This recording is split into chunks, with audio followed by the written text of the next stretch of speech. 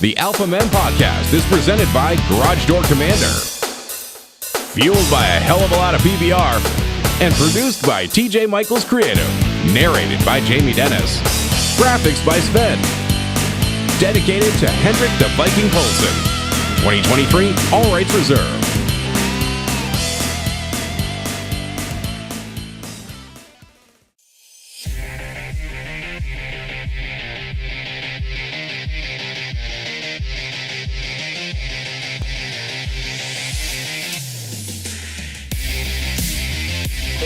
Seconds. Guidance is internal.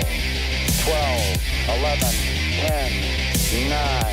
Ignition sequence start. 6, 5, 4, 3, 2, 1, 0. All engine running. We have a liftoff. Liftoff on Apollo 11.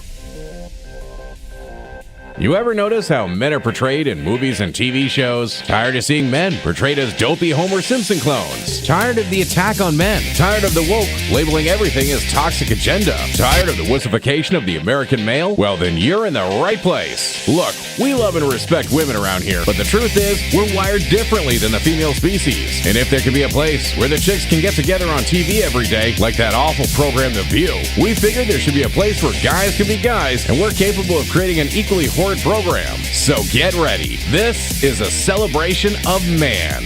Because after all, who built the Empire State Building? Who built a rocket and landed on the moon? Who created the very computer algorithm that allows you to find this show? That was created by Ada Lovelace, a woman. Okay, great. Credit where it's due. But I think we can all agree the algorithm sucks. Who created the automobile? The Egyptian pyramids? Who stormed the beaches of Normandy? We don't talk about feelings here. We will question the validity of your man card. We're not politically correct, and we'll stand up and fight back against a culture that's determined to transform us into a bunch of neutered pansies. This is your weekly dose of toxic masculinity, a show created by men for men. This is the Alpha Men Podcast. And now, two men who don't own a pair of skinny jeans between them, TJ Michaels and John Stacy.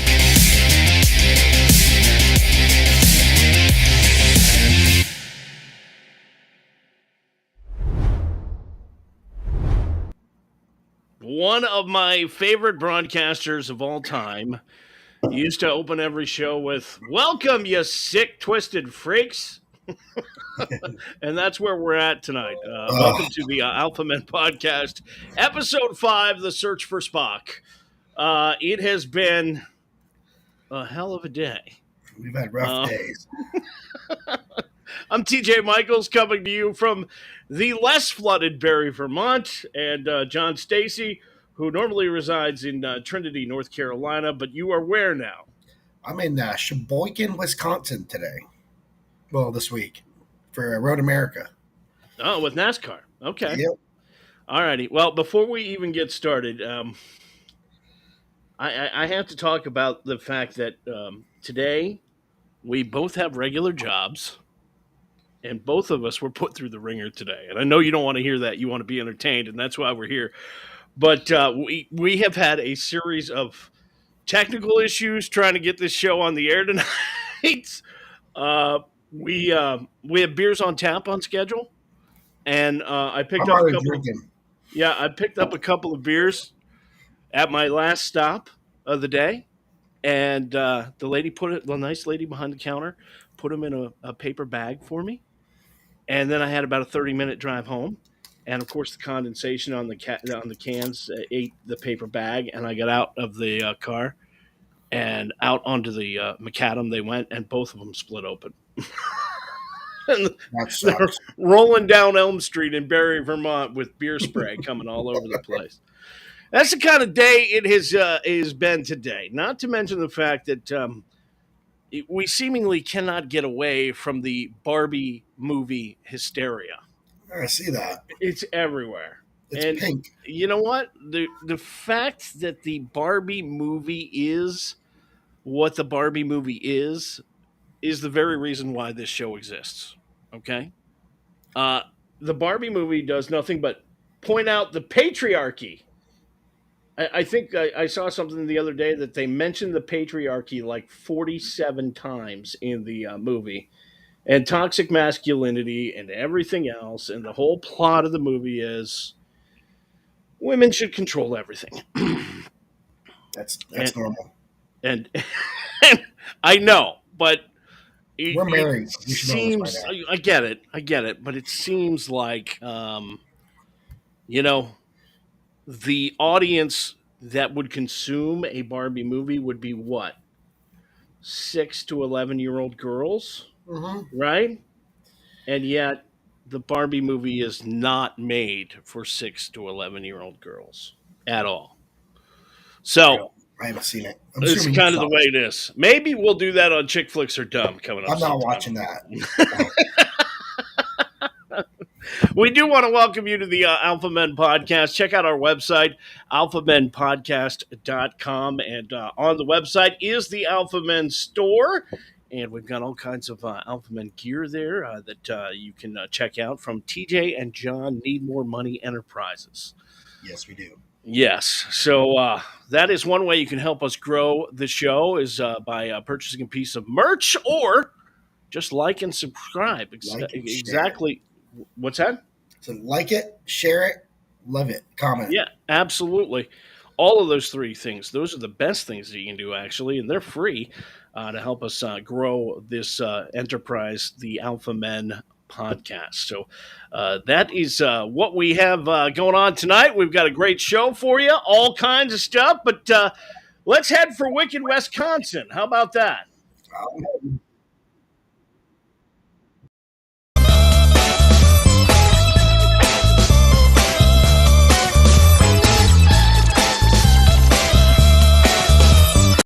Reading these before you put those up. Why? You put me in a Green Bay's Packer uniform? Oh. I have a lot of fun with photoshopping your photos. I at my expense. You're welcome. I have a lot of fun. You're in Wisconsin, Road America, the road course going on this weekend. And what is it, Sheboygan? Is that where it is? Well, that's where my hotel is. It's in Plymouth, I believe, Wisconsin. Okay. All righty. Yep. You're staying at the Motel 6? They leave the light on for you? I know we're staying at the Holiday Inn Express this weekend. Big money. Sometimes we get lucky with rooms, sometimes we don't. This ain't a bad room. They've updated since last time I was here last year. But hey. Road course has got to be a lot of fun for you guys, but also a lot more work. It is. I mean, today's just been it's not an orthodox day for setup for scoring stuff. Schedules are wrong on TV, so it's just been one thing after another in hell. I mean, so John does the timing and scoring loops, the fiber optics for NASCAR. So when you're watching the NASCAR race on Sunday, all of that telemetry data that comes up on the screen, all of that stuff comes through the fiber optics that John sets up, but also all of the things that the officials use, in the tower. To determine where each car is and where it is when the caution comes out, all of that other stuff. That's technology that you muscle around the track and set up. Yeah, we feed it to all the networks, everything, and then we maintain it, score it. I mean, we have the official scoring is us for any race. So you're in Wisconsin. Yeah. Which is kind of cheesy. It's huge. Yeah. What are you saying? I said it's kind of cheesy. So yeah, driving from the airport to here, from Milwaukee Airport to here, I think I counted at least 25 farms, 3 major cheese distilleries or whatever I want to call them, cheese factories. Cheese factories, okay, all right. Huge. You got weird facts on Wisconsin or what? I got a couple. Yeah. So, well, I actually learned this today. There's over 600 cheese factories in Wisconsin. Mm-hmm. And they make almost, which is funny, they make almost 600 different types of cheese. Is it one per factory? Must be. I mean, that's pretty wild. Was there a fact I learned today from a cheese guy? It takes 10 pounds of cheese to make 1 pound, or 10 pounds of milk to make 1 pound of cheese. That's a freaking lot of cheese, a lot of milk. I'm tired. I'm trying to. I've been up since 2 o'clock this morning going on the airplane. Yeah, I hear you. I started at 6 and got home about 20 minutes ago. That's how it works. All righty. Well, Wisconsin NASCAR race this weekend. Look for John on site. Are you going to be in the tower? Or are you going to be an official? No, I'm going to be on the ground working the garage. Yeah. So The other thing that John does is he's one of the officials in the garage. So, if they red flag the race or if a car gets into an altercation and NASCAR says, you can't work on this car during the flag, Yep. they We're proud put of Baby Huey over top of the car. that. Baby. He stands there smiling at the pit crew who wants to work on it and says, yeah, no, you can't do it. No. Yeah, Not in my house. right. That's how it works. Me, I sell beer. That's how it works. All righty, let's get to Man of the Week.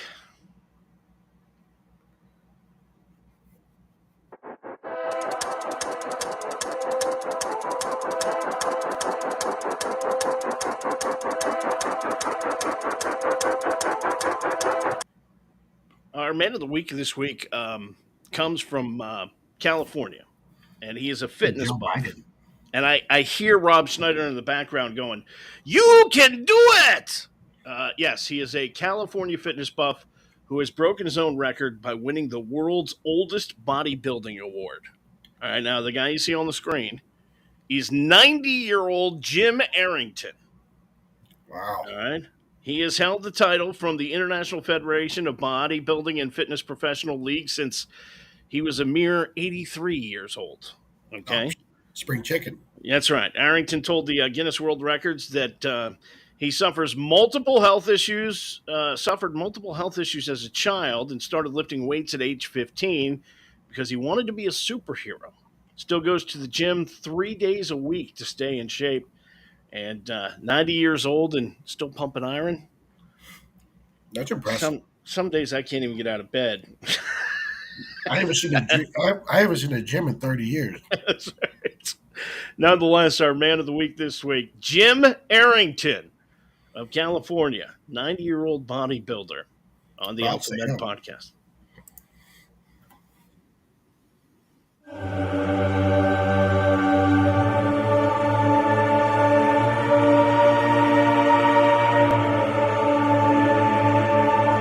All right, this week's signs of the coming apocalypse, because we're all doomed, and this one hits home with me. If there's one thing in this world I cannot stand, like, whoa, I want to throw up just thinking about it, is spam. I don't mind it. Oh, the jelly. Oh, I can't even. The jelly and the. Oh. Oh, you just wait. Now I know a weakness for you. You wait till we get together. Spam has been on store shelves for 86 years, 11 different flavors, tons of recipe ideas that all suck. And Hormel has decided to release another new flavor. Yes, Spam Maple, a sign of the coming apocalypse. Lisa Selk, Vice President of Marketing for Spam, said recent research showed the resurgence of cooking breakfast at home and an unwavering consumption of maple products. That was when all of us over at Spam knew it was time to create disgusting Spam Maple. I'm intrigued. I want to try it. As a permanent addition to our lineup, can't wait to see the culinary creations our fans cook up for breakfast and beyond. I can't even think about what's inside that can. It's not that bad. I'm telling you. You fry it. I haven't tried that one, but they say the flavor is likened to sweet and savory breakfast sausage, and the Spam folks recommend trying brioche, waffle, egg, cheese. Okay, listen, if you're eating Spam, you're not getting a brioche, okay? All right? You're hurting the whole state of Hawaii right now. I'm just telling you. They also say frying it in a skillet would make a crunchy breakfast item. I'm not going to be able to get through this without throwing up. Other ideas include crumbled Spam maple on ice cream or pies, which is literally the most disgusting thing I can think of. Or Spam maple sausage ball serving with a side of hot honey. It sounds good. I want to try Spam maple. Currently rolling out at Amazon, Walmart, and other stores nationwide. Next sign of the coming apocalypse, thousands of doomsday fish. What the hell is that? That is the infamous penis fish. Shut up. I'm not kidding you. That's what they call it. Washes ashore after heavy storms. The marine life, which is actually a breed of spoonworm, officially known as Eurychus unicuts, unicinictus, I totally butchered that, was even given a naughty nickname due to its striking resemblance to the uh, the male unit. Measuring slightly larger than the average male appendage at 10 inches, the penis fish features a shaft and a large head, complete with a hole that looks like a meatus. All right. Question: Yeah. if you eat it, is it salty? No, I don't know. Just, Is it the same gel as the spam? dude, stop. You're gonna. While the worms usually live at the bottom of the ocean, they were washed ashore during a large storm that struck the Rio Grande area on Monday. Photos of the fleshy marine life taken by Rio Grande residents are now being shared across social media. And while the penis fish may have caused a stir in Argentina, it is not the first time that they've stunned beachgoers. Back in 2019, thousands of worms appeared on the shore of Drake's Beach near San Francisco following a storm. Ivan Parr, a biologist from the western section of Wildlife Society, first spotted the sea creatures, claimed that locals didn't believe that they were really worms. He says, I've heard my share of imaginative theories from beachcombers, such as flotsam of a wrecked bratwurst freighter, measuring slightly bigger than you. The sea creature dates back to 300 million years and has a lifespan of about 25 years. I wonder if they smell fishy. I don't know. Our last sign of the coming apocalypse, Wisconsin, where you are, John. Oh, weird. Absolutely dominating the list of the drunkest cities in America. Recently put together by up here. people. Yeah, people at 24/7 Wall Street put the list together. It's safe to say that Wisconsin, in that particular metric, which is based on the number of people who drink excessively, the number of automotive deaths involving alcohol, and the number of bars and restaurants per capita. If you look at the list, Green Bay, Wisconsin, you have up the road. Clare, Wisconsin, Appleton, Wisconsin, and Madison, Wisconsin are in the top 10, as well as Oshkosh and Wausau and La Crosse. So literally, the top 10, there is 1, 2, 3, 4 places that are not Wisconsin. That's impressive. Well, they have much to do up here. Trust me, driving from the airport to here, it's like city, cows. Right. Cows.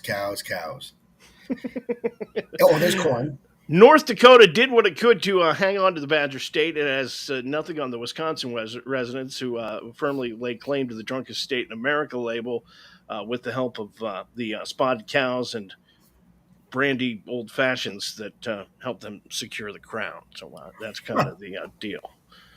That is your weekly signs of the coming apocalypse, because we're all doomed. John's manly meme of the week.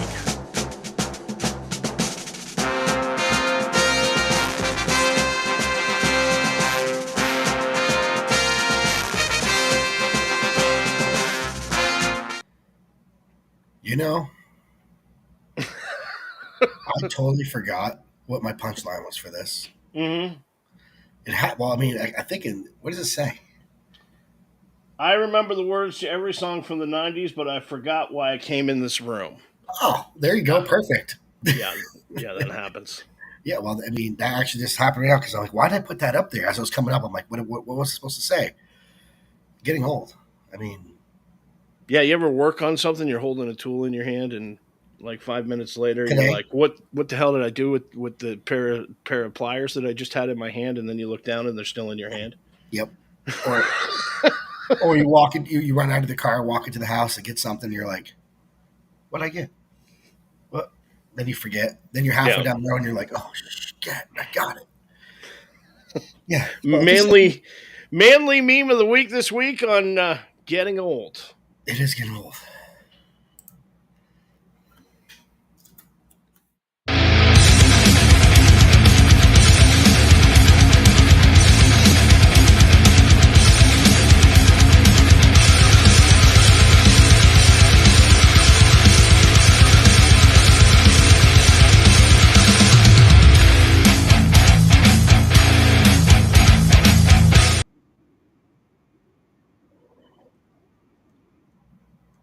I don't know what happened there. This part intrigues me. Where do you find It's a new pictures? trend Where do you find pictures of men in jeans, women jeans? because it's a new trend. I'm scared to check your web browser. No, mom jeans for men. All right, Okay, now explain. you know what mom jeans are. They're Well, those moms. baggy, really high waisted Yeah, jeans. yeah. Look at those guys in those pictures. I try not to. All right, it's a It's fashion trend. Now I know what you're thinking. When you look for fashion advice, who's the first person you go to? yeah, right. But Drink the hell. mom jeans for men. At what point do we go? Yeah, nah, no, no. At what point do we push back and go? Just give me a set of 501 blues, will you please? Pair of Levi's, boot cut. Wrangler. I don't care, whatever. Why are we now pushing mom jeans on men? Because it demasculates them. That's it. Look at those guys. Look at if you're buying mom jeans, stop it. What? So what's the trend? I just don't get it. Just the, This was the big trend on the runways for the fall. yeah.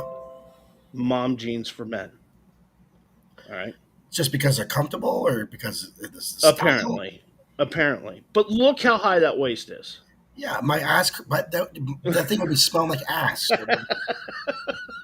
I'd have a split. And the ball. guy on the left, the bottom left, Yeah, looks like he's waiting for a flood. yeah. It's like He it was looks like Steve Urkel in those jeans. Okay? I mean, that's all there is to it. how does it? Where does this berry sit? I mean, that's got to be I in the don't know. stomach. Oh, Yeah. you find some weird stuff, man. I'm just telling you. I saw it online. All right, you web Big trend browser. in fashion this year, mom jeans for men. And I'm going to say a big fat no. Yeah. Forget it. Oh, hold on, I have something for that. Yeah. All right. Wait, where is it?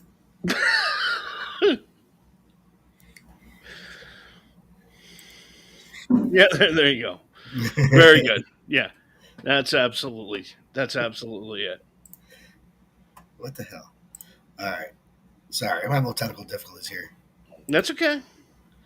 It's par for the course today, right? Oh, it's nothing but like this. All right. Man court. Sorry. Yep.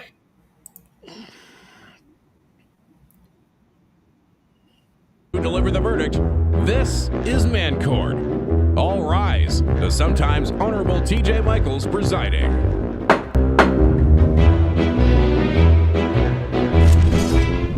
You may be seated. Docket number 072523. It is the case of the ultra extra unreasonable X.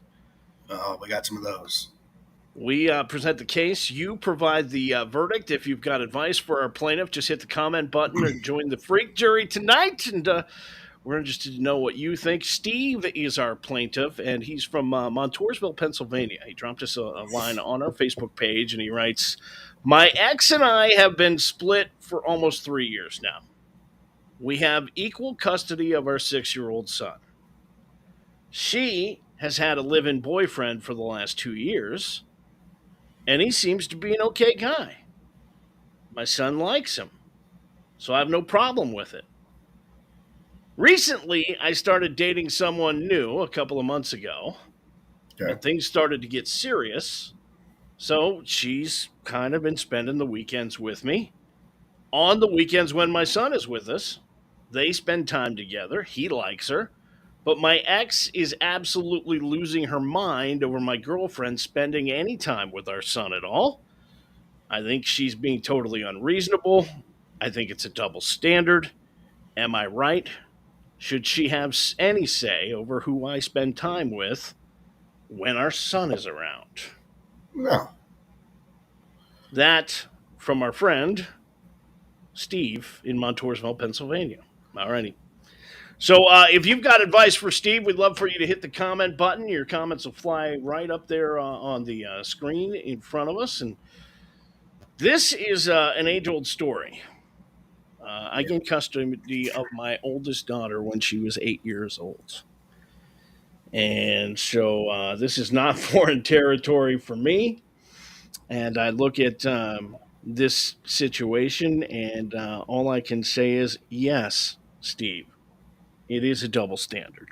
Absolutely. I agree with that. And yes, Steve, she's being unreasonable because she's been allowed to move on with her life with your son in tow. And yet, somehow you're not allowed to. Yeah.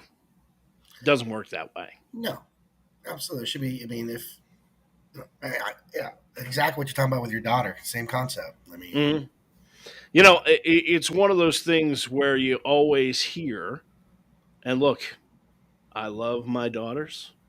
I love my wife. I love and respect women. But we often hear this, well, you don't know what it's like to be a mom. As if that's the only part of the equation that matters. And that's not the only part of the equation that matters. Kids need fathers. And as your son's father, you have a right to be happy as well. Now, if there's something wrong with the girl that you've started to see seriously, she's a drug addict or kleptomaniac or yeah, nymphomaniac. Well, that's okay. But nymphomaniac would be all right. Right, the other things would not. Okay. Then your son's mother may have some say in it, but if she is a normal human being and she's getting along with your son fine, and you're comfortable with it, and your son's comfortable with it, this is why we have attorneys. that's very true. And you know, she really doesn't have any say in it whatsoever. No, I totally agree with you. So I don't ever agree with you, but I do. I agree with you. yeah, I mean, it is. It's. I see this happen all the time, and you know, when my oldest daughter, was growing up, I wasn't concerned about the minutia of getting back or getting even or anything like that. I just didn't have any time for it. All I wanted to do was have a relationship with my daughter. Yeah, And a lot of guys are penalized for that. And they're penalized because some women use it, and they use it to gain sympathy. Oh, my son's father's such a jerk. When in reality, you're not a jerk. But son's mother gets sympathy from others if she portrays you that way. And that's how it goes. I So- think we're gonna get some hate mail. What's that? I think we're gonna get some calls next week or emails about this next week. Okay. People are gonna be just steaming. It's okay. I never worry about telling the truth. No, I totally agree. I mean, what you said. I mean, I can't even say what you said any better than that. That's perfect. Yeah. Well, that would be why I'm the judge. I'm getting a wig. I'm going to get a powdered wig. You know? My wife said, but in all seriousness, I agree. It's not fair for her to not be happy about it when it's just doing the same thing, moving on. Yeah. That's it. You have a right to move on as she has, and her trying to prevent you from moving on is not fair. And William Young, absolutely, kids need their fathers. Absolutely.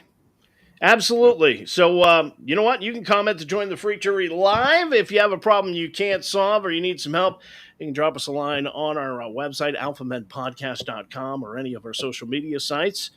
And you could be our next plaintiff on Man Court.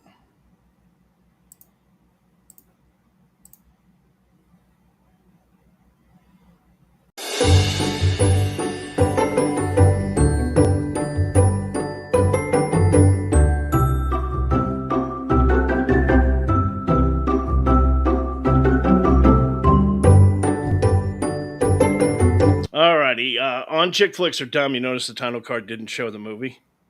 It did. It's popped up. Now it's up there. But we have reviewed 3 movies. All were decidedly horrible. Yep. Notting Hill, Titanic, Magic Mike. And after the last month of watching horrible movies every week, John and I were really kind of on a mission to find a flick that we didn't hate. Okay? And believe you me, yeah, with all the crappy rom-coms out there, that's a lot tougher of a task than it sounds. At first, I suggested Roadhouse. Yes. And John got excited about it. I was like, yeah, Roadhouse. There's a love story, the whole 9 yards. Then our wives told us that Roadhouse was not a chick flick. And I'm like, why? It's got Patrick Swayze in it. It's got a romance in it. It's right? Sure, there's a lot of Dalton kicking ass in the movie. And there's a cameo from a monster from the Bigfoot monster truck, you know. Mm-hmm. But there's also a love story, and at one point, Swayze character, you know, gets it on with her, with his, you know, Dr. Steamy Elizabeth Clay up against a brick wall. Yeah. Which, by the way, no one was comfortable in that position. I'm just telling you.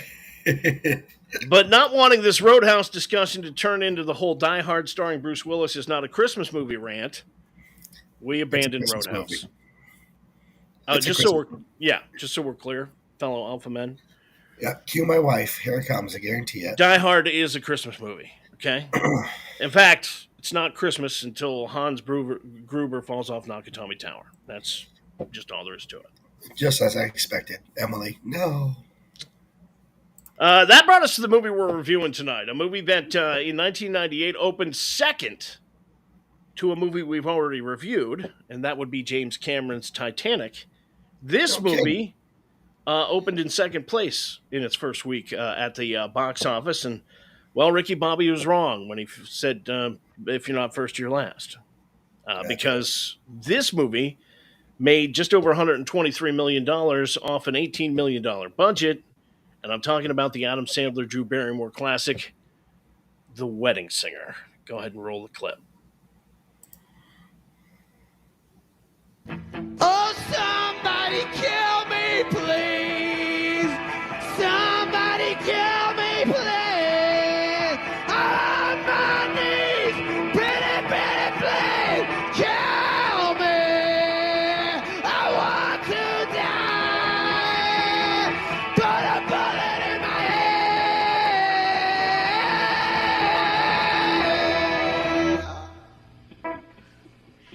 I liked it.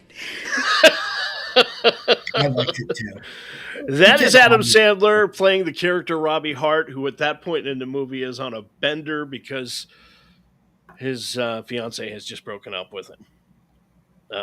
Robbie is a wedding singer in Richfield, New Jersey in 1985, whose own wedding to his fiance Linda is approaching. And he meets and befriends Julia Sullivan, a new waitress at the reception hall where he works, and he promises her he's going to sing at her wedding, though her fiance, businessman and bond investor Glenn Guglia, has yet to set a date. And on Robbie's wedding day, his sister Kate informs him as he waits at the altar that Linda has changed her mind about the wedding, leaving him humiliated and emotionally devastated. Later that day, Linda visits Robbie and reveals that she fell in love with him for his ambitions of being a rock star and hates the idea of being married to just a wedding singer.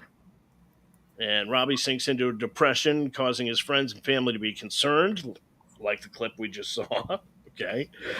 His best friend Sammy convinces him to return to work, but he gives a depressed performance that's panned and decides to give up wedding gigs and, basically reneges on his promise to sing for Julia when Glenn finally sets the date.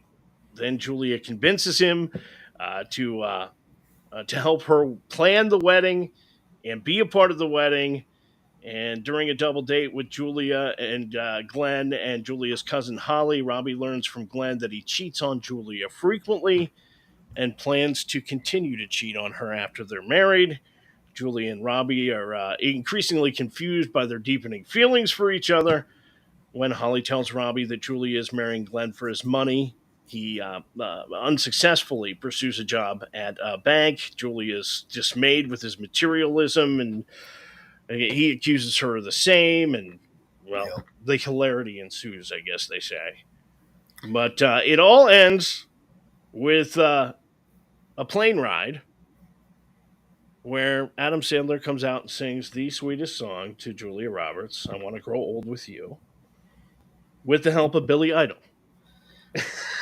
Well, And you know what? This particular movie is Adam Sandler at his best. oh, The absolutely. the chemistry between him and Drew Barrymore is undeniable. The music in the movie is a blast from the past. There's tons of laughs. I specifically like when he tells Linda to get out of his Van Halen T-shirt because she might jinx the band and they'll break up. Yeah. This movie takes place in 1985. That's the setting. Van Halen broke up in 1985. So, really, really kind of cool. The song Sandler sings to Drew at the end is a brand of Sandler, corny, funny, and incredibly sweet at the same time. And for that reason, you know, we like this movie. And using the adult beverage movie rating scale, look, there's no nudity in this movie. There's no action or car chases or explosions, but it's funny and it's charming and it's sweet. And somehow, all of those things that don't necessarily appeal to guys, Adam Sandler pulls the whole thing together without it being boring or cheesy or making you want to run far, far away. I'm not sure how he does it. It could be the movie's just seriously funny, but the romance stuff with Drew Barrymore is genuine and believable, and it doesn't make you want to jerk the wheel into a bridge abutment, if that makes was any last sense. So for that, we're giving The Wedding Singer the highest rating we can give on Chick Flicks Are Dumb. Okay? It gets a 30-pack of PBR. Okay? And this week, I guess we've shown that in very, very rare cases, chick flicks are not always dumb.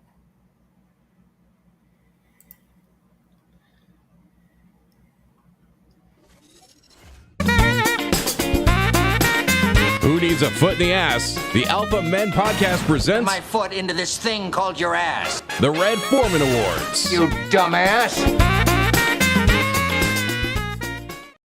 All right, tonight we hand out the Red Foreman Awards to the people who need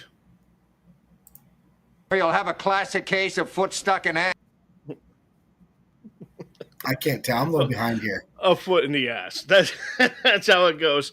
First award winner tonight, man jailed after busted for stealing 200,000 Cadbury cream eggs. Joby Poole Holy has shit. been sentenced to an 18-month prison stint after a robbery he tried to pull off back in February, dubbed the Grinch of Easter. The 32-year-old managed to use a meat grinder to break into an industrial unit and steal a tractor-trailer loaded with Cadbury cream eggs. For what? The value of the candy cargo was estimated to be close to $40,000, as there were over 200,000 of the tasty little suckers loaded in the trailer. Poole was sentenced after admitting to driving without insurance, criminal damage, and theft. But the theft, it does not stop there. A woman has been taken into custody in Florida after being accused of stealing a fire truck and claiming to be a volunteer firefighter. Our next Red Foreman Award goes to 44-year-old Belinda Dumbass. Dolores Waugh, the volunteer fire chief of Wellburn Volunteer Fire Department in Florida, had spent the night at the station and was now missing, as was the truck. When She's she brave. and the truck were eventually picked up at a nearby gas station, Waugh reportedly claimed she was a volunteer with the fire department. However, the volunteer fire department chief says, no, I don't even know who you are. Dumbass. Police say there is no record of this, and she was not authorized to operate the fire truck. Juan declined to speak to authorities after being arrested, still in custody at the Suwannee County Jail, which I'm sure is a fine place. So she stayed there overnight and stole the truck. How'd she get in? She broke into the fire Oh, station, I missed that part. spent the night there, according to the assistant fire chief, and then stole the fire truck.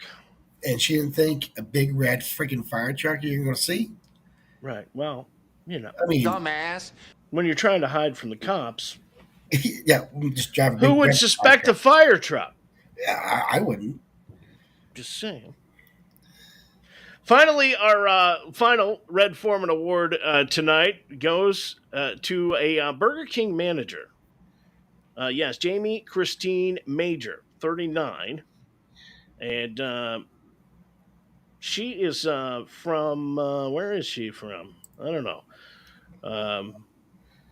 She wants to know if you would like garbage fries with your meal.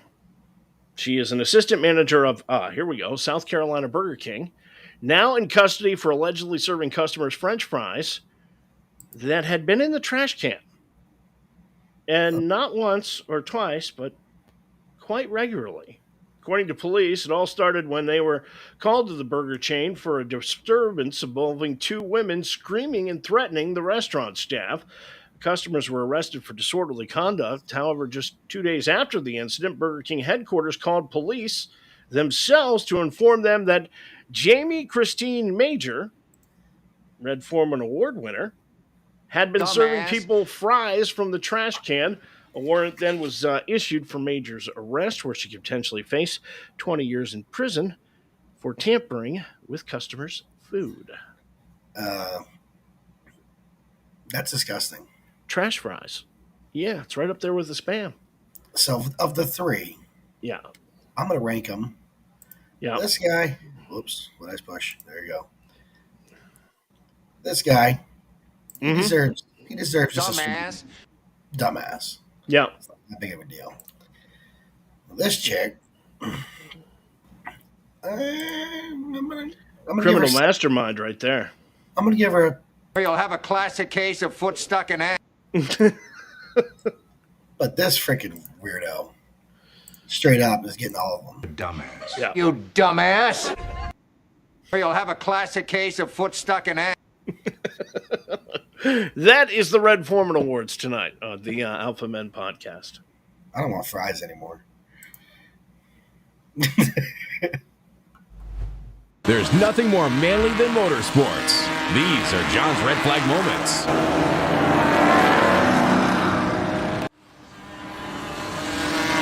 Okay. Pretty big red flag moment this past weekend at Pocono. There was a race. Yeah. I didn't watch it. You missed that one? I went fishing with the kids and stuff like that. So You had that weekend off. yeah. Yeah. Poconos, it's Pennsylvania. I don't want to be anything near Pennsylvania. Well, a lot of people not happy with Denny Hamlin. Yes, yeah, I did kind of watch. Okay, I did watch it, but to the end, did he touch Kyle Larson? Yes, He says he doesn't. He didn't. he did. I I mean, watched it. The flap came up. And Oh, if you yeah, want my pressure drill. professional opinion, of course, because Yeah. I'd love to hear the fans' opinions. he touched him. Did he? Yeah. Well, but what about He ran him out of room, is what he did. what about Ryan Pierce and who did Ryan get? He grabbed the whole somebody in the car. I can't remember who it was. I don't know. Ryan Priest? Yeah, there was a lot of action happening in that race with Austin Dillon throwing the helmet. Yep. Priest. There always is. I mean, Pocono is the tricky triangle for a reason. Oh yeah, remember when Steve Parks wrecked there? Mm-hmm. That was a nasty wreck. Absolutely. And then what else happened there? Oh, Joey Logano losing his mind with the wreckers, Yep. which I know all these guys personally. I can't wait to see him next week. Not Melissa or Richmond are in this week, so I'll see him next What week. did he say? NASCAR's towback policy needs to change, or Yeah, so he wants to put 4 tires on the wreckers and have the wrecker guys change tires when they blow tires on the track. yeah, no, The purpose of the race is to keep it going. right, You absolutely, wrecked, you spun, move on, you know? yeah. But this has nothing to do with racing once again, because we still haven't really had a big wreck for racing that I've seen. Mm-hmm. But this Talladega's coming. Talladega's always coming, the big one. Yeah. But this one right here, holy crap. Backstory. 77-year-old man is now deceased, Mm-hmm. but a toddler, 3-4 years old, was in the living room when this happened, and he is okay. Or he or she, I'm not sure if it's a boy or girl. Mm. So is this a medical thing? Oh, wait. It's not showing. I can't see it. Ooh. Wow. Isn't that gnarly? Dude, that vehicle is like the space shuttle flying through that house. It just shot. That is unbelievable. It shot right through. So there was a toddler in the living room when that happened. Wow. And the toddler's okay, I guess, but the driver, they're thinking, had a medical emergency. But you met the speed. I mean, they ripped that freaking house apart. That car had to be 6 foot off the ground in the Easily. air. And probably doing 95. Yeah. Wow. I mean, rest in peace, that guy, but lucky for that child. Holy Absolutely. crap. That is your red flag moment this week on the Alpha Men podcast.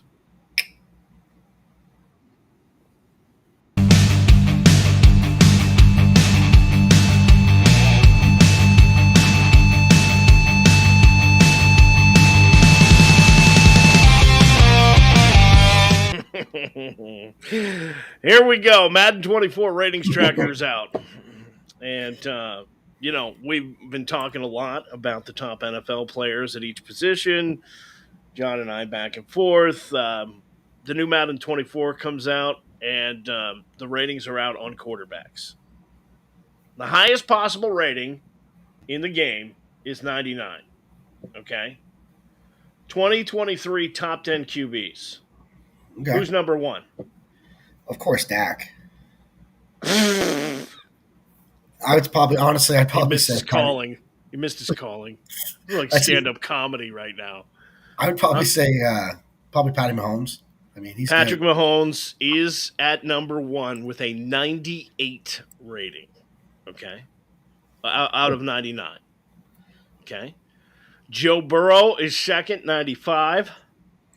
Josh Allen is third at 93. Yep. Lamar Jackson, fourth at 91. Justin Herbert, 88. And then, quite possibly, the biggest injustice in the new Madden game. Ooh. The 6th and 7th quarterbacks. Oh, God. Are tied. Is with 87 points each. Is it us? And they are Jalen Hurts of the Philadelphia Eagles and Dak Prescott, the human interception machine. He is not the human interception. He guaranteed us 10 or less interceptions, man. Right, I know. He's smoking crack. Yeah. Aaron Rodgers at 86, Kirk Cousins at 84, and rounding out the top 10, Tua Tagovailoa at 83. Well, it's because he had concussions after concussions. I don't think Joe Burrow deserves a 95 rating. I don't think – because I don't think he's that – 2 years in a row, he's been almost a super – and he's always on point. Jalen Hurts is 2. Don't be biased. No, don't be biased. I'm just saying Jalen Hurts is number 2. Jalen Hurts is good. I'll give you that. I hate the freaking Eagles. Jalen Hurts is good, but Joe Burrow is better. And this is where you expect me to say something nice about Dak Prescott, because I won't. No, that's fine. But in the reality of it is, Burrow, that kid's good. He's put it this way. To me, if I visualize back, old school, not old school, but Patrick Mahomes, Tom Brady. Mm-hmm. Then I see like Burrow, Peyton Manning. I mean, it's just they're good. Then you see like Dak, right under there with like third. Jalen Hurts. Did you eat some bad cheese or something in Wisconsin today? No, I'm actually waiting for my food to arrive. It's gonna knock on the door shortly. I am freaking starved. I have not ate since 6:30 this morning. My big ass is hungry. So at one point, I'm gonna disappear from the show, go get some food, and come back. We'll try and finish this up so you can eat. It's all right. But here's the deal. You do have problems coming. You know that. Zach Martin reveals he may hold out Oh God. after getting the 99 rating, Madden rating. So we said 99 is the best you can get. Yeah. The offensive lineman got a 99, which Kelsey's better. But anyway. Yeah, he says he may hold out and demand more money from the Cowboys organization. And, well, let's face it, Jerry Jones has got it, Oh, it's the richest football team in Yeah. the whole league. Right. Aren't they like the second richest sports team in America? Actually, I think they're the richest sports team in the world. Over the Yankees? I think they're just over the Yankees. I could be wrong. Hey, keep talking. I'm gonna look this up. But Dallas Cowboys, shortly after the perfect rating came out, started coming out concerning Martin's contractual unhappiness and the team's lack of interest in restructuring it. If that's a coincidence, the season Martin's scheduled to make $7 million less this season than the NFL's top-paid guards, according to Adam Schefter. As a result, there's talk about being a training cap holdout. And, that's got to be something that quarterback, if you want to call him that, Dak Prescott, isn't thrilled about. So the Cowboys are the richest team with 8 billion. Mm-hmm. Next closest team is New England Patriots at 623 million. There you go. Then the Tottenham Hotspurs. Meanwhile, Dak Prescott says he will not throw more than 10 interceptions this year. Yeah. And he couldn't be more delusional. I mean, what if he did? What's listen, your Dak played 12 games last year and he threw 15 interceptions. It's 1.2 per game. Right. Okay. I will bet almost anything that he will have more than 10 interceptions this year. Specifically, even if he plays all 17 games, he will have more than 10 interceptions.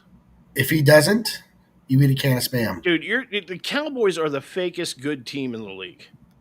Okay? You eat a can of Spam if he doesn't. You have some names on the team that make you think you have a chance to do well, but they suck. And honestly, if I'm truthful to myself, Dak isn't a bad quarterback, but dude, he sure as hell isn't elite. He's not. He's just not. I mean, that's just all there is to it. Yeah. Dak is very inconsistent. Last year, the Cowboys had one of the easiest schedules in the league. And they beat the Bucs, who were dog crap all year in the playoffs. Couldn't show up and do anything against the 49ers. Only scored 12 points. I think Dak Prescott has always gotten too much credit. I really do. He's and not bad. He will have more than 10 interceptions this season. Mark it down. That's just all there is to it. So if he gets more than 10 or less than 10, are you eat a can of Spam? I will eat a can of Spam if he gets less than 10. You've heard this. I will.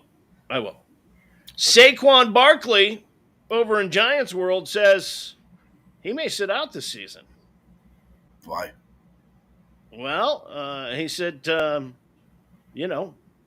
he might have to take it to this level amid his stalemate with the team over a long-term contract. All comes down to the Benjamins for Saquon.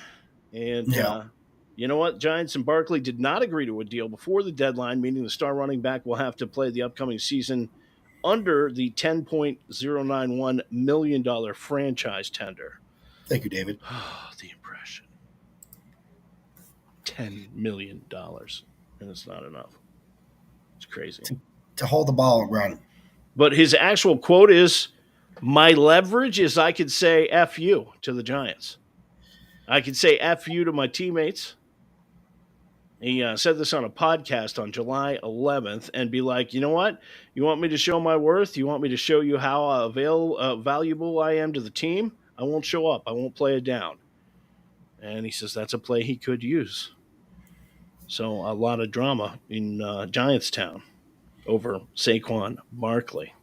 Finally, we get to the World Cup. And the World Cup is going on right now. The ladies soccer team is doing well. And, well, Hold on. we don't want to kid you. We don't really care about soccer because it's not interesting to either one of us. But we do like women. And the hottest female soccer players, we'll break them down for you. At number 3, Alex Morgan. She plays for the U.S. women's soccer team, easily one of the most recognizable female soccer players in the world. She's also an Olympic gold medalist and a FIFA World Cup champ. Not too shabby. Looks pretty good in a swimsuit, too. She's in the middle. Sydney Leroux at number 2. She was born in Canada, grew up there until age 15. She moved to the United States. She went on to play soccer at UCLA, drafted by the Seattle Sounders in 2012. See, even the team names are stupid. The Seattle Sounders, come on. She also joined the U.S. women's national team that year and won a gold medal. Sydney's parents both have an athletic background. Her dad playing baseball for the Anaheim Angels. Her mom played third base for the Canadian national softball team. And number 1, Anna Maria Markovic. Oh, sorry. So the girl in the middle is number 1. Girl on the left is number 2, and the girl number 3, the third is on the right. Yeah. Anna Maria Markovic is a Croatian soccer player. They call her a footballer over there. Plays as a forward for Swiss Women's Super League club, Grasshopper, and the Croatia national team. Did I tell you that the team names are stupid? Her favorite Portuguese player is Cristiano Ronaldo. And her favorite Croatian player is Luka Modric. And she also is very, very easy on the eyes. That's about as far as we go with the World Cup soccer. What about... Yeah, probably a good idea.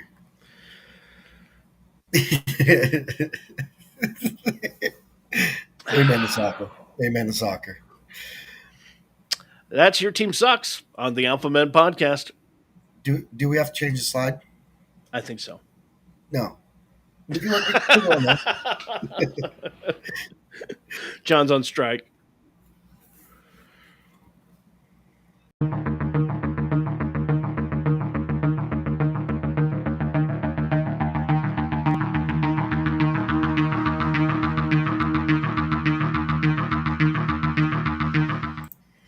All righty, real or fake news? I love this. All right. Can you tell which headlines are real and which ones are fake? Only one of them is real tonight. So here we go, John. All right. Veterinary clinic in trouble for microchipping human infants. That's headline number 1.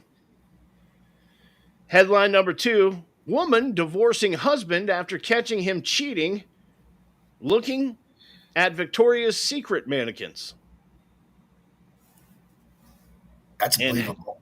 And headline number 3, drinking borax becomes the latest unfortunate TikTok trend. Why? All right. 2 of them are fake. One of them's real. Which one's What's the real the first story? one again?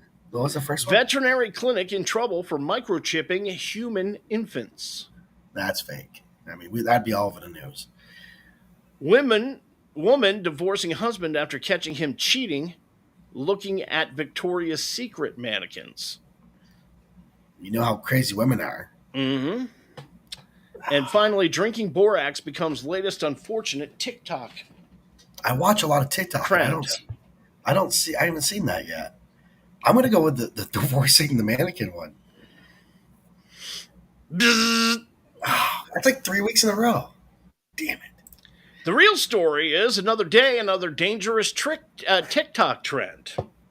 A handful of influencers on the social media site have been reportedly encouraging their followers to drink borax as a way to help heal inflammation. The only problem is that the substance, which is found in laundry detergent and pesticides, causes major risks to humans. In an effort to curb the potentially poisonous trends, medical professionals like Dr. Kelly Johnson Arbor, who also looks pretty snazzy in a two-piece bathing suit, I'm just saying, have taken to TikTok to debunk the health benefits of adding borax to drinks. The toxicologist and co-medical director of the National Capital Poison Center warns that borax can potentially result in blue-green vomit or diarrhea. She says it also can cause anemia and seizures, and that soaking in the substance can cause skin to turn bright pink before it falls off. So, in short, don't be an idiot. Don't do it. Drink borax. Okay. That's stupid. Yeah. I don't know what the deal is with the social media things and the TikTok trends. You know, like it's like I don't know. It's there was Tide Pods. There was Tide Pods. Yeah, there's been all kinds of stuff. It's just we not the freaking weaker generation. Apparently. I mean, you're an idiot to do any of those things. Cody says, "Do not jest." This makes me want to drink. Wait, I had to get my beer. I forgot. So.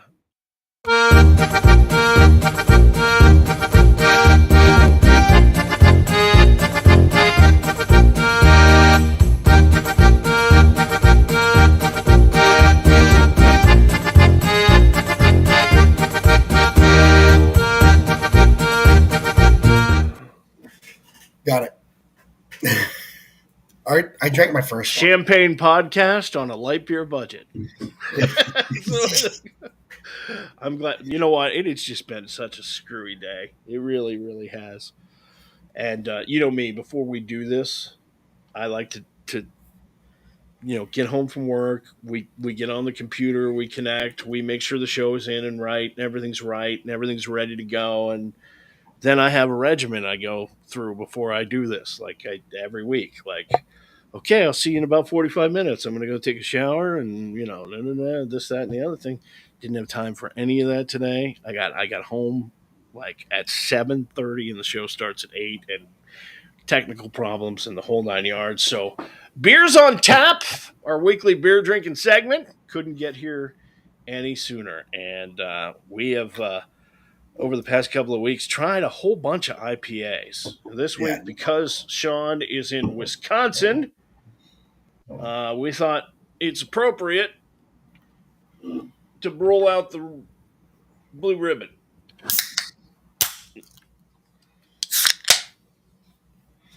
Much deserved. So I got to tell you what happened. So, I sell beer for a living. I'm at my last stop today, putting away the order, taking my cardboard out, dumping it in the dumpster and everything else. I go back in. I'm like, oh, I need a PBR tall boy for, beers on tap. But because today was what today was, I bought two. And the woman puts them in the bag. Woman puts them in the bag, and I drive home, and I get out, and the condensation on the cans had eaten the bag by the time I got home. I get out of the car, and they fall right on the pavement, and both of them split wide open. And there's beer shooting out all over the place, rolling down the street, middle of town. So, PBR. You have enough water in that town. No more leaking water in that town. Yeah. Pabst Blue Ribbon, formerly known as Pabst Beer. Yep. Prior to winning the County Fair Blue Ribbon, commonly abbreviated as PBR. Hold on. Well, PBR for me is a lot of memories Oh, and a lot of in the morning memories. But I still go back to her because she's like a whole faithful truck. She's just always there. well, it's an American lager sold by the Pabst Brewing Company, and there's an interesting story about PBR. In the 70s and 80s, PBR was like the second largest beer manufacturer. Pabst was the second largest beer in the country, and then it disappeared. Huh. It just went away. And then in the 90s, late 90s, all of a sudden it was back, and I call it lawnmower beer, and I love Yeah. it. I love it. Uh, the snobs out there who drink the double IPAs and IPAs, and I like some of those things, but every once in a while, lawnmower beer. Nothing wrong with PBR. PBR has brought friends, family, and everybody else together over the years in the bars. Shit, back in the day, working in the bar, bartending, Yep. we'd have dollar PBRs on Yeah. tap. Oh, it's cheap too. You can buy a keg of PBR, like a half barrel, Yeah. for like, I don't know, $68.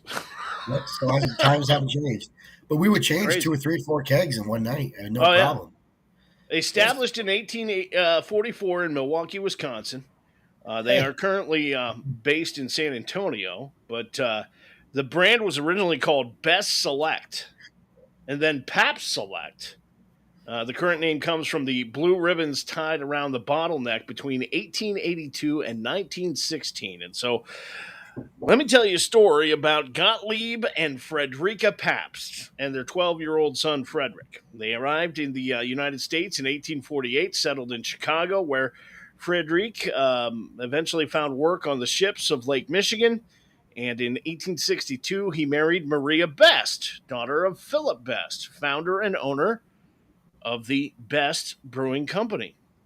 And in 1863, he became a brewer at his father-in-law's brewery. And when Philip Best retired to Germany in 1867, Pabst and another guy, who was his sister-in-law's husband, the vice president of Best Brewery, worked to transform the company into the nation's largest brewers, and he capitalized, among other things, the Great Chicago Fire of 1871 that destroyed 19 Chicago breweries and helped position Milwaukee as the leading beer producing city in the United States. In 1889, the brother in law died, leaving Pabst as president and his widow, Lisette, as vice president. So in 1890, Pabst changed Best's letterhead to Pabst, and the Pabst Brewing Company was born. Now, this is the original Pabst Blue Ribbon beer. Nature's choicest products provide its prized flavor. Only the finest hops and grains are used, selected as America's Best in 1893. And, well, that comes from the contest that they entered, or did they, at the World's Columbian Exposition. Now, the company has historically claimed that the flagship beer was renamed Pabst Blue Ribbon following its win as America's Best at the World's Columbian Exposition in Chicago in 1893. Whether the brand actually won the award is unclear. Some contemporaneous accounts indicate that many vendors were frustrated by the fair's refusal to award such prizes, and one account says that the only prizes awarded by the executive committee were bronze medals. However, the beer had won many other awards at many other fairs, so in fact, Captain Pabst had already started tying silk ribbons around every bottle, and that's why it became known as Pabst Blue Ribbon beer. it's good So, beer. Pabst peaked 18 million barrels a day production in 1977.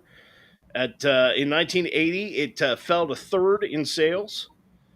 By 1996, the headquarters had left Milwaukee. The company had 4 different CEOs, and it slipped to fifth, and then it completely went away. I wonder why. Um, Yeah, and is on the rebound in a big way. In 2015, they won the Best Large Brewing Company of the Year at the Great American Beer Festival. The beer experienced sales of revival in the early 2000s, a 2 decade long slump, largely due to increasing popularity among urban hipsters. Um, Pabst Blue Ribbon, 4.8 ABV, and it's lawnmower beer, and we love it. You're welcome, Paps, for getting you guys back on the map in my 20s. A lot of people think that the comeback for Pabst started when they started sponsoring the rodeos, Oh the yeah, PBR rodeo, yep. and that was the deal. But it's a good beer. It's nothing fancy. I have no problem. Better than the last few things you've gotten. Not something you're going to pay $17 for a 4 pack for. I paid $5 for 4 pack. There today. you go. There you go. So, I paid $3 for a pounder, but I bought 3 of them because 2 of them Wait. broke. You paid $3. What is that? 16 ounce? No, it's 24 ounce. You paid $3.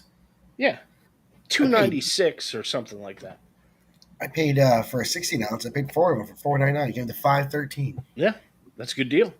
That's Beer's really cheaper good. in Milwaukee or in beer's cheaper in Wisconsin. It's from there. Yeah. I mean, that's cool. Well, listen, I hope your day tomorrow goes better. Mine I hope too. yours doesn't. And Matt's going to about put the wrap on it tonight, I think. I'm gonna go fill my fat gut because I am starving. I can I haven't smell eaten this one calzone. thing today. I haven't eaten one thing today. All right. Right before we started, I had a little bit of pasta salad, but Yeah. that was it. So that's going to do it. Next Tuesday night, 8 o'clock. Same bat time, same bat channel. It's the Alpha Men Podcast, and we'll see you then.